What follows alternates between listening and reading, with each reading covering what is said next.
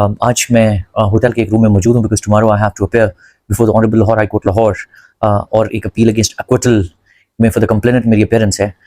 But उसकी तरफ जाने से पहले मैं आज आपके साथ एक बहुत ही यूनिक केस डिस्कस करने वाला हूँ और बड़ी डेलिकेट प्रोपोजिशंस आपके साथ शेयर करने वाला हूँ कि आज मैजिस्ट्रेट के पास मैं एक क्रिमिनल केस में पेश हुआ और उसके सर्कमस्टांसेस बेसिकली ये हैं कि ये FIR दर्ज रजिस्टर हुई under the Punjab price control of essential commodities ordinance 2023।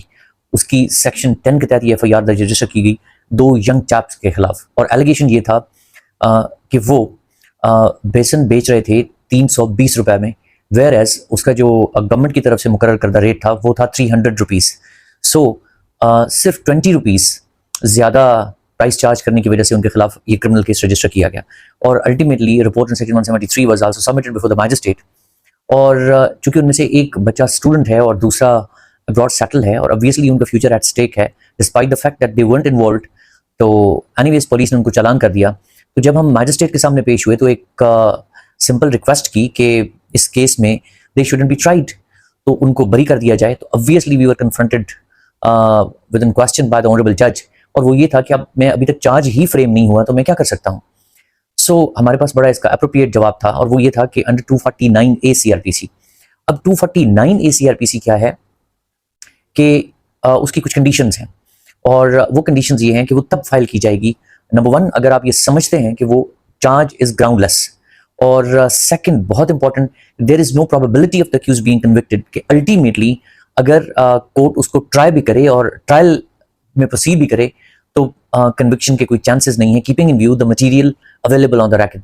So this was our case. अब सेकंड क्वेश्चन ये था कि आया उसके चार्ज फ्रेम होने से पहले 249A फाइल की जा सकती है। Obviously the answer is yes.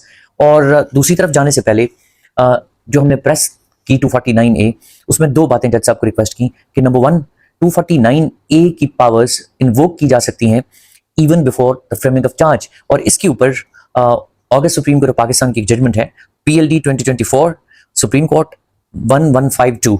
बड़ा क्लियर ऑब्जर्वेशंस हैं कि इवन चार्ज फ्रेम करने से पहले भी 249A की पावर्स इन्वोक की जा सकती हैं। उसके बाद दूसरी जजमेंट है 2017 Pakistan criminal law journal 219, another judgment 1998 SCMR 1840। और second very important aspect of the case कि 249A सिर्फ उस वक्त इन्वोक नहीं की जा सकती कि मुल्जिम ही उसको फाइल कर रहा है, बल्कि कोर्ट ये पावर्स सुओ मोटो भी इस्तेमाल कर सकती है। ये बड़ी यूनिक चीज है। इसमें 2017 Pakistan criminal law journal note 162, इस जजमेंट में भी बड़ा क्लियरली ये कहा गया कि कोर्ट सुओ मोटो पावर्स इस्तेमाल कर सकती है। अब आ जाते हैं उन ग्राउंड्स की तरफ जो हम प्रेस कर रहे थे कोर्ट के सामने।